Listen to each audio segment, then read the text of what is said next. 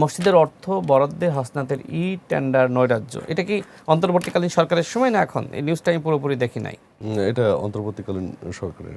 আচ্ছা, দেখেন, অন্তর্বর্তীকালীন সরকারের সময় হাসনাতদের যে বড় নৈতিক দুর্নীতি সেটি হলো তাদের এলাকায় বরাদ্দ নিয়ে যাওয়া।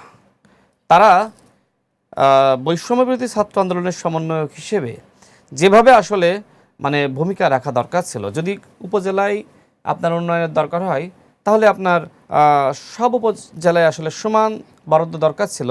কিন্তু আমরা দেখেছি আসিফ মাহমুদ তার এলাকায় প্রায় 400 কোটি টাকার বরাদ্দ নিয়ে গেছে, হাসনাত আবদুল্লাহ তার কোটি টাকায় তার এলাকায় প্রায় 350 কোটি টাকার বরাদ্দ নিয়ে গেছে। এছাড়া জেলা পরিষদ থেকে আসিফ মাহমুদ নিয়েছে 15 কোটি টাকার বরাদ্দ, হাসনাত আবদুল্লাহ নিয়েছে 10 কোটি টাকার বরাদ্দ। এগুলো গণমাধ্যমে এসেছে।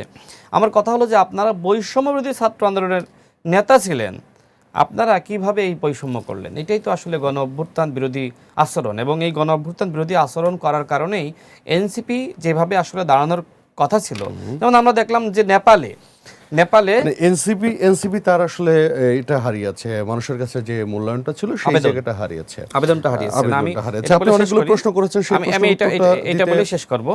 দেখেন, নেপালে যেভাবে গণ অভ্যুত্থানের শক্তি তারা আসলে ক্ষমতায় আসলো, বাংলাদেশে কেন আসতে পারলো না? 18 মাসে যে হাসনাত আবদুল্লাহরা নিজের এলাকায় সুবিধা নিয়েছে, তো মানুষ তো দেখলো যে তারা তো আসলে আওয়ামী লীগের নেতাদের মতনই কাজ করছে। মানে আওয়ামী লীগ যে সময় দায়িত্বে ক্ষমতায় ছিল তারা যেভাবে লুটপাট করেছে, রাজনৈতিক সংস্কৃতির কোনো পরিবর্তন না, তারা পরিবর্তন করতে পারে নাই। এখন তাদের মুখে বড় বড় কথা মানুষ শুনতে চায় না। হাসনাত আবদুল্লাহ এবং হান্নান মাসুদ তারা সংসদে এখন শেখ হাসিনার মতন গলাবাজি করছে। শেখ হাসিনা যেমনিভাবে বলতো যে আমি দুর্নীতি করেছি, এই প্রমাণ যদি কেউ দিতে পারে আমি ইস্তফা দিব, ঠিক হাসনাত আবদুল্লাহ একই কথা বলছে। মানে দুর্নীতি না করলে এত গলাবাজির প্রয়োজনটা কি?